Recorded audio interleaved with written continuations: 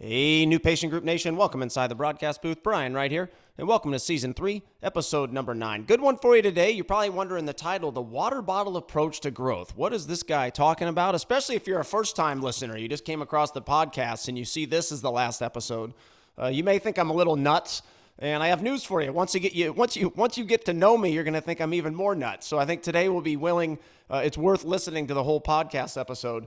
But I think this is a good one today. It really spells a lot of what we do as a company, but what you need to do from how your employees speak to how you speak in the doctor exam to how your digital marketing speaks to people. It inevitably is a switch in language for you to completely understand how in today's whacked out competitive world where the better business defeats the better clinician, how you really truly move the growth needle forward. Now, that's on both sides of the business. It's on the business side and the clinical side. How you get people to appreciate your clinical abilities at a far higher level, and also how you get them to see and buy into the value via the experience you offer at a higher level, all goes into this water bottle approach. So those of you watching on YouTube today, I'm shooting it from a little bit different angle for this podcast, so you can kind of see a little bit more of a different perspective of the podcast studio here and video production room. And if it's the first time you've watched over on YouTube, the TV monitor on the stone, that's where we do a lot of our in-house or our on-demand content for our MPG University platform for our clients. But looking forward to a good one. Hope you had a great weekend and fabulous prior week. And before we get started, let's fire up the music.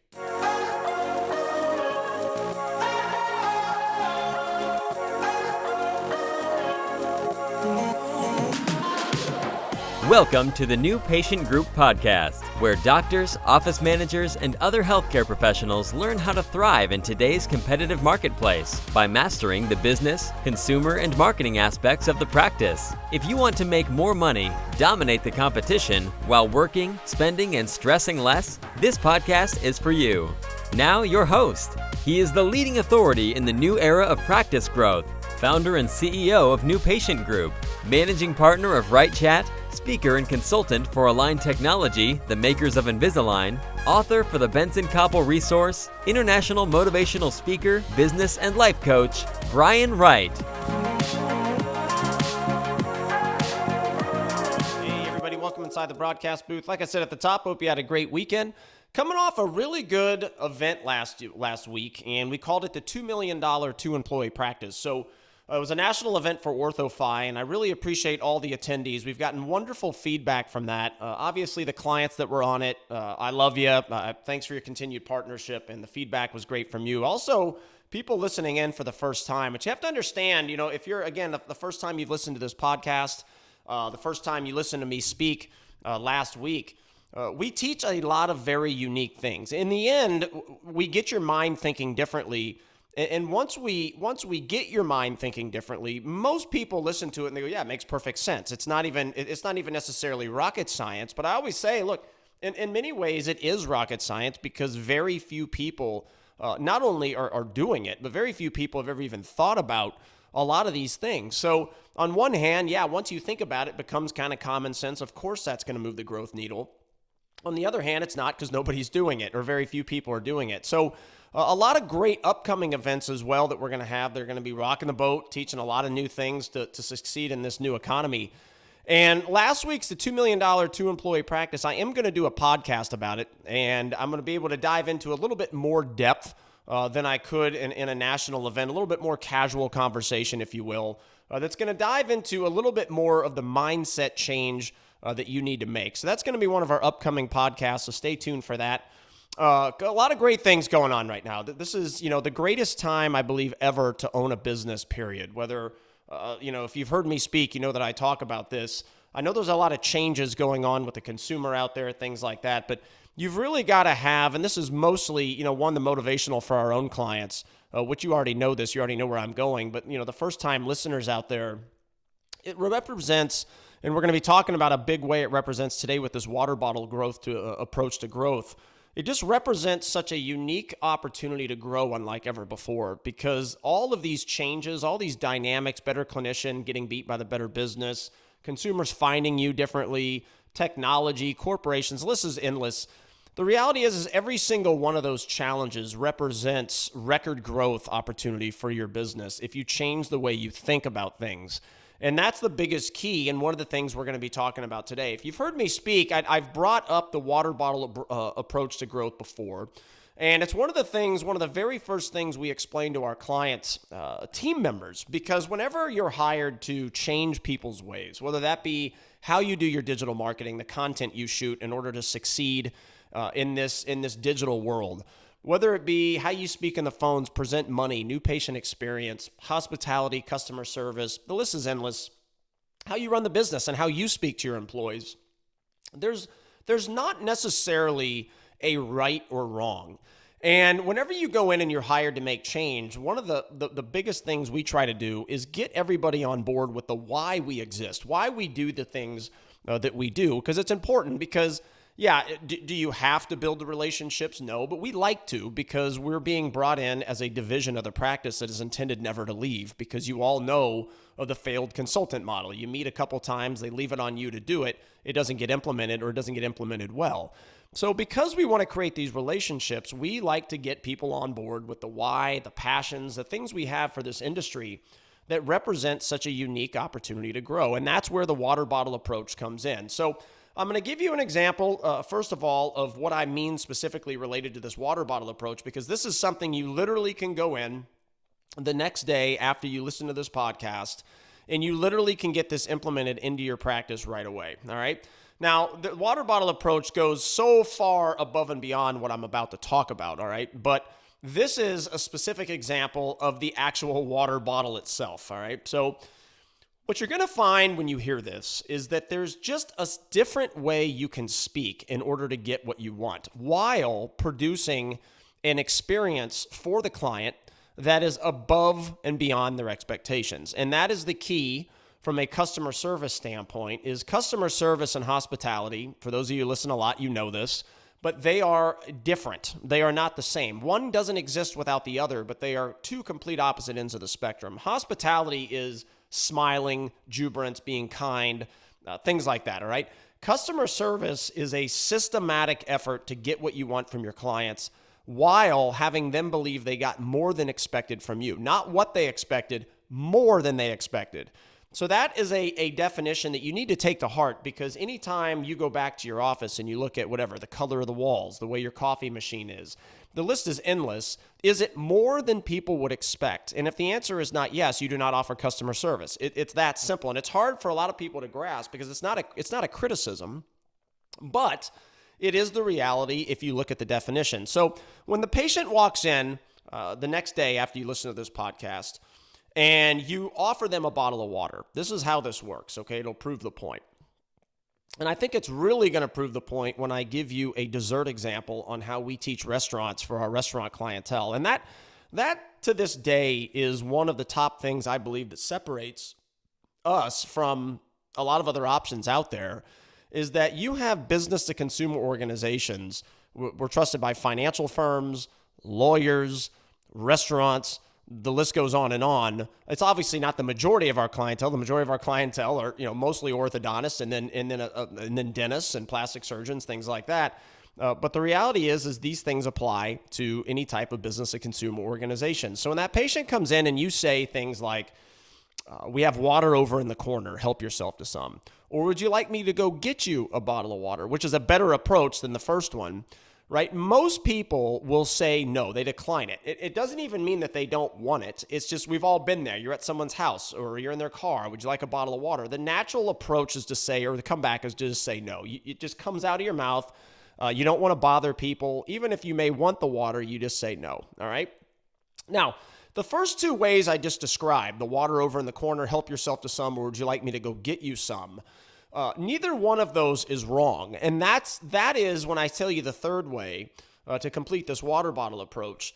That is the point of all this. So whenever we start off with practices, that's what I was getting at with building the relationships, is it's very important to get the employees on board with understanding we are not there to, and this is from a business owner, it's exactly the same, to get your employees on board with what you want them to do. We are not there to tell you that you're doing it wrong, okay? That's not what it is, all right? It's not a right versus wrong. It's a tweaking your verbiage, there's a way to do it in order to just put you in a better place of success. Now, if you think of this growth ladders, if you've seen me speak, you've seen this before. But this step ladder of success, right, that starts with attracting the new patient, the client, the customer. It leads to them calling you, and this approach continues with how your receptionist speaks. And then what happens before they show up?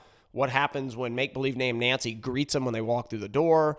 And it's every touch point along the journey. And that's the key of having a full team buy-in, because without culture, that doesn't happen. And having the full team buy into this water bottle approach you're learning today. So the third one, imagine a patient coming in and you saying, Mr. Wright, I took the time to go get you a bottle of water, sir. And if you're not watching this on the YouTube station, I'm holding it out in front of me. So you're putting it in front of the patient and you say, Mr. Wright, would you like a bottle of water? Or here's your bottle of water, sir. And that's even better without asking the yes, no question, okay? You have almost 100% success rate with people saying thank you and getting that water, okay? So it's reverse, meaning that before, the way I did it was even if they wanted the water, they're likely to say no thank you, okay? In this case, even if they don't want the water, they're likely to say yes. You flipped it just from your approach. Now, it also exceeds their expectations, because I can assure you, and think about this, everybody watching, when is the last time you walked into a business, because this is how this stuff applies anywhere. You walk into the first time for a lawyer because you're considering hiring them, whatever. When is the last time the person up front had already gotten you a bottle of water and spoke to you the way I just spoke, with it handed out?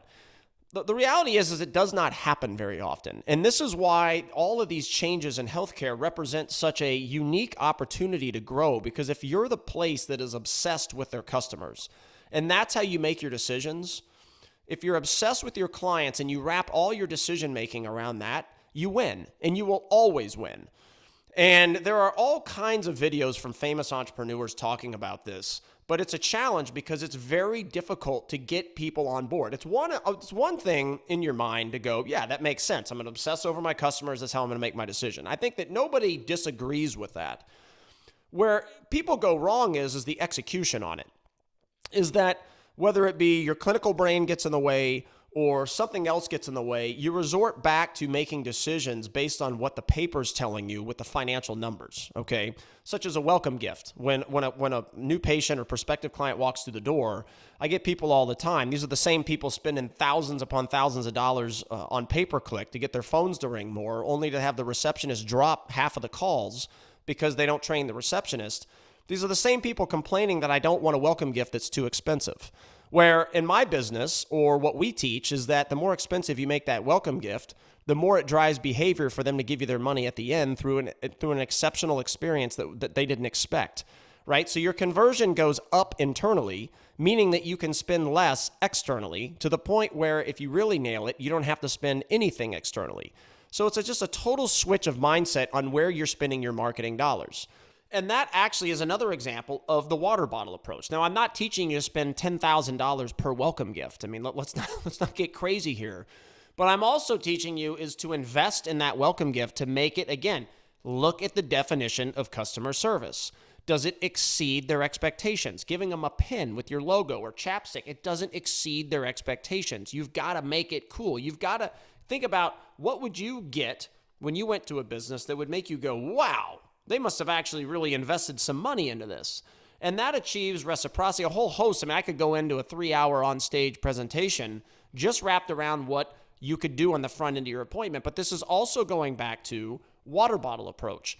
The type of gift you give and how you verbalize it when you're handing it to the new patient, or in this case, they're not even a patient yet. They haven't bought from you, so they're just a prospective client at this time, prospective consumer, is you're handing this to them. How you hand it, how you present it with your words can make or break how they feel, how they're made to feel. Does it exceed their expectations?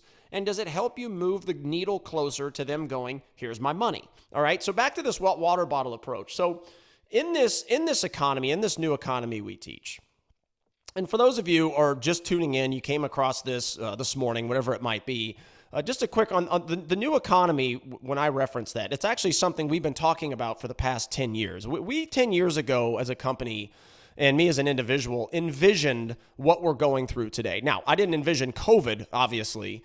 COVID has just expedited and sped up this new economy because people are feeling the business pain. But this is something that way before its time, we've been teaching business owners all over the world because I knew inevitably it was coming, meaning that the industry was going to become commoditized because there's competition, there's more people opening up practices, there's more corporations, there's more choices than ever before. And it used to be where if you were an orthodontist, as an example, you were the only option in town, or maybe there was one or two more. Now, like in Houston, where we're based out of, there's one on every single corner, or there's a GP that's doing Invisalign as an example. So it adds to all of your competitions out there, the GPs, the ortho, even on the GP side, if people want a crown, there's literally a GP practice on every single corner in Houston. It's insane how much competition, which means it's commoditized, which means in the mind of the consumer that doesn't understand the clinical world, that convenience and price are now the main brand differentiator in their mind. Now, you as a clinician, me, understand that it goes far beyond convenience and price. The problem is that your knowledge they do not have. So this water bottle approach also goes into how you get them to buy in to the fact that the doctor they choose matters because they don't understand. Let's say I get 2 crowns. All right, we'll just use this as an analogy. I go into one place and they put on the crappiest crown from a material standpoint, a long-lasting standpoint, but their experience was fantastic. The doctor just had the best people skills, fell in love with the doctor. Everybody was so nice to me, and you didn't hurt me, all right? That's on the left here. Okay, then you're on the right, and you get the best clinician in town, uses the finest materials in town. And this goes to every type. Plastic surgeons listening out there, restaurants listening out there. It all applies. And you've got a situation where you use the best of the best, and you charge more for it, right? But your people just didn't give me the same feeling that the other practice did, all right? And you as a clinician just didn't, your exam and your people skills and things just weren't quite there, right? You have to ask yourself, who wins over the course of time? And it's obviously the first one, and it's unfortunate because they're not offering a good clinical experience. But all the other things that are non-clinical is what wins. And it's the same way, I just use that example, it's the same way, which is why if you use this water bottle approach via every touch point, you are going to win, all right? So when we help restaurants, and this will really paint the image because you can think about how the dessert sales would just go nuts in the example I'm about to give you, all right? So just like the water bottle approach, I gave you 3 ways, right? We have water over in the corner, help yourself to some. Or, Mr. Wright, would you like me to go get you some? Or the third way where you have it, you put it out in front and you say, Mr. Wright, I took the time to go get you some water, sir. Wanted to give you the best experience possible. Here's your water, sir. Which of those is likely to exceed their expectations the most and get you what you want the most? And it's obviously the third one, right?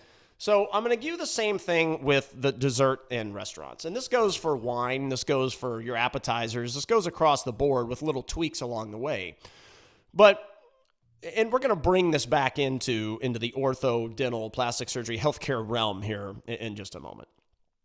So you've all been to a restaurant before where you're done with the meal and waiter comes up and says, would you like some dessert, right? That's happened, and that even happens at some very, very nice high-end restaurants where that's how they do it. It just amazes me that's the case. And there's something that I'm going to get to in a minute about how the brain works in images is going to help you tie this together. So the first approach of would you like some dessert? Again, you're asking if they want dessert. There's nothing wrong with that, all right? Then you've got the other approach where they bring the tray, right? So they're bringing the tray out. They have all the different choices on there so you can see them. They may even talk about all the choices on there, all right? So that's choice 2. So let's look at A and B first. So which one is likely to grow the dessert sales at a higher level? And it's option 2, obviously, all right? But there's a third one. And I want you to really think about this because, again, this goes back to whether it be how I just taught you how to offer water when they come through. And, again, it's not about water, right? We get people, okay, all right, they accepted the water. How does that grow my practice? And that's where you have to take off the clinical hat, put on the entrepreneur hat, and realize that what if your employees spoke that way via every touch point for everything throughout your business? What would happen to your growth and your conversion and your organic referrals? It goes nuts. Okay, so that's how you have to bring it back to everything across the board. Now back to the dessert for a second. There's a third way.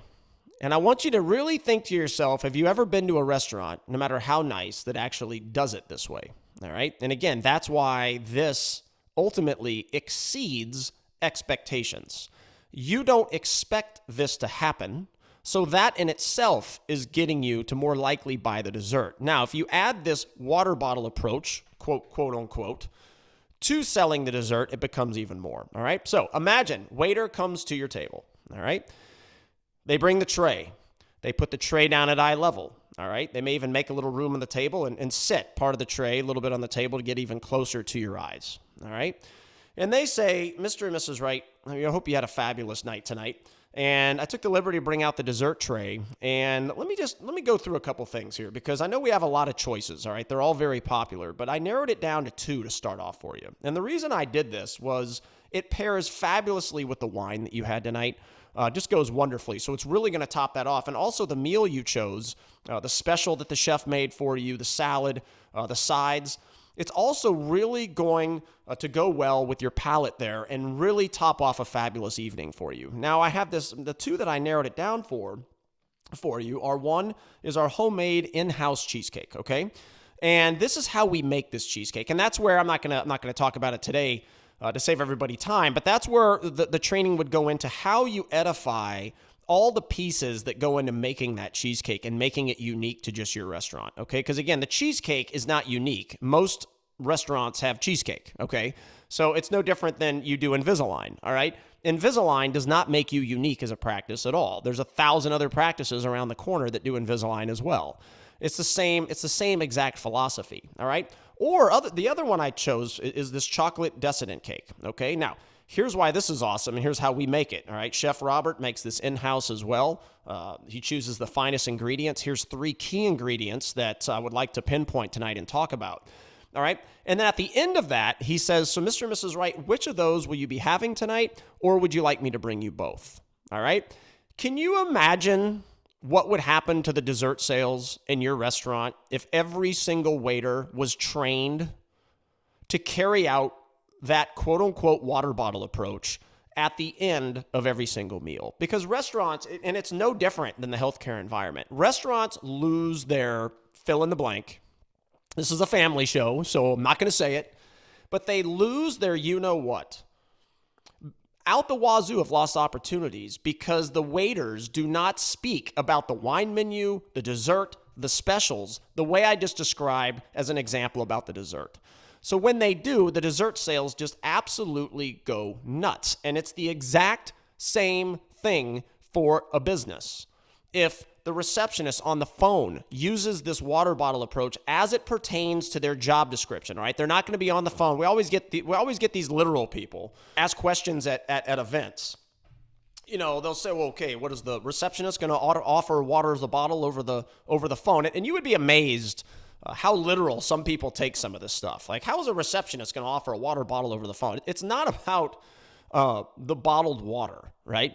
It's about the verbalization and presentation skills, sales skills, and customer service skills of every touch point you have with the consumer journey, both as a new patient and as an existing patient that's already part of your family, all right? Because we get this a lot, and I am going to do a podcast. It's probably going to be in season 4, probably going to be next year, because we just have a whole laundry list of podcasts to get through. And you may have noticed, I think we used to do like 3 or 4 a month.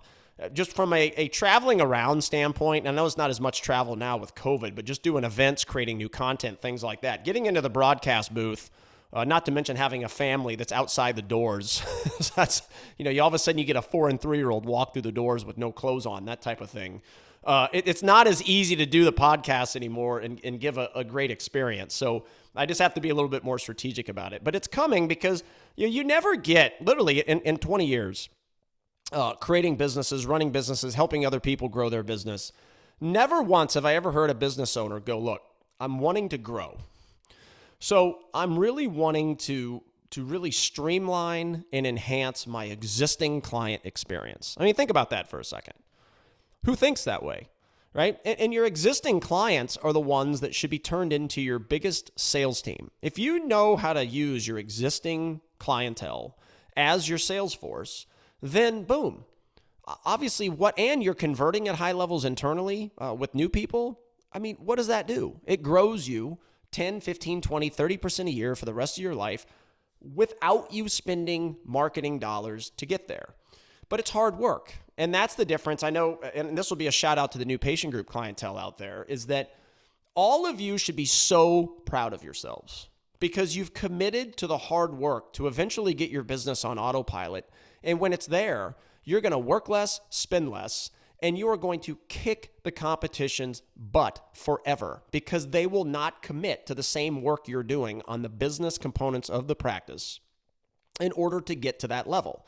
We hear a lot of times people talk about, man, I work too much, I want to grow, I'm not growing, I'm stressed out, blah, blah, blah. And there is a way to fix all of that. And the challenge, though, is getting people to put in the work with your digital marketing, you as a business leader, and then having your employees trained to have those 3 pillars of success all come together to create this story of excellence. So a shout out to all of you out there that are putting in this work because this water bottle approach is no different. This takes role plays and practice and accountability to get people that work for you today, and this is not a criticism. They work for you today, but they do not come from the factory with these skill sets, right? They are doing the job for you every single day while you're in the mouth. They are doing a sales, customer service type job without ongoing training to do those skill sets. And it doesn't mean that you can't be a successful practice. It doesn't mean that you can't grow, but it does mean you're going to lose millions over the course of your career. And it does mean you will get to a point where it becomes so commoditized that if you don't take the time today to get ahead with how you speak when you shoot YouTube videos, how you speak on the phones when they walk in, new patient experience, financial presentation, your doctor exam, all of that stuff, you will suffer. You will realize all of a sudden one year you flatline and then you start to decline. And you're going to look back at 5 years ago and wish, well, boy, I wish I would have committed. Because that's what it takes is you've got to commit before you feel that pain, right? So you have this agreement that, look, obviously whenever you present dessert that way, it's going to grow your business. Obviously, when people walk through the door and you greet them a certain way and offer them a bottle of water that way, obviously that makes you unique and it puts you in a situation at that part of the appointment for success. And I say that part of the appointment. People ask a lot when I speak or when they call, what area do you think I need the most work on, right? And it's a tough question to ask or to answer because every practice is unique, right? You could have a practice where the treatment coordinator is blowing the financial presentation left and right. Or you could have a practice where make-believe named Judy, the receptionist, is blowing 10 new patient calls a month. You could have a practice that has both. You could have a practice that has no virtual consultation implementation at all. You get the point. Each practice is unique, right? So it's hard to answer that question. But the point is that every single touch point is the most important at that particular time, right? So your digital marketing, as an example, consumer goes out there and they start their search, all right? I saw some Invisalign commercials. I've been saving up, blah, blah, blah. Okay, now I'm going to start my search. So I go on to Google, I start my search. I type in Invisalign, whatever, right? So that's where the most important piece begins because you've got to pull up for anything related to that particular search term. Just using Invisalign in that case as an example. If you don't show up for that, you're throwing money down the toilet, right? So you've got to first show up for that. So that's, quote unquote, the most important piece of the appointment at that time. Well, if you do all that right, you have a robust YouTube station that has, again, the water bottle approach to success. And there's a couple. So Whitlock Orthodontics and Scopac Orthodontics are 2 great examples of YouTube stations that we grow and work with those company or those clients with. Hi to both of you because I know you listen to the podcast. Hey, guys. That's an example of how you can use the water bottle approach to create content to build more value on why you're the clinical expert and why people should care about that. All right. Because look, it's not that people don't care. Everybody wants a good clinician. You're never going to get anybody go, yeah, I'm searching for the worst clinician in town. Like, nobody wants that. The challenge is a lot of people get that because they start their search and the worst clinician in town has better marketing than the best clinician. So the worst clinician comes up and then inevitably they get the business, right? So you've got to start there and be visible for everything, all right? And that's where this water bottle approach is shooting, and I don't have time to go through all the videos, which is why I gave you a couple examples. You can go and listen to, why the doctor you choose matters videos and them getting to let you know their personal side and there's a podcast I'm going to talk about the know, like, trust factor, all right? And it's simple, is that you've got to create the know, like, trust factor via every touch point you ever have with a consumer. If you miss any one of those three, you lose, right? Or you definitely put yourself in a situation that's harder to get them to buy from you. So that know, like, trust starts there using the water bottle approach with how you speak in those videos, right? So that particular point of the appointment, extremely important. Now, if you win and they decide to do this and call you, well, then now that becomes the most important point of the appointment. Because if you blow it, you messed up and wasted all of your dollars that you did doing digital marketing, right? And every one of you out there, the average blown new patient call rate's about 5 for a single practice. And if you've heard me speak, you realize, I talk about feeling the pain. And I use the Invisalign lab bill as an example, meaning that every single time you do a case, they yank their lab bill out of there, right?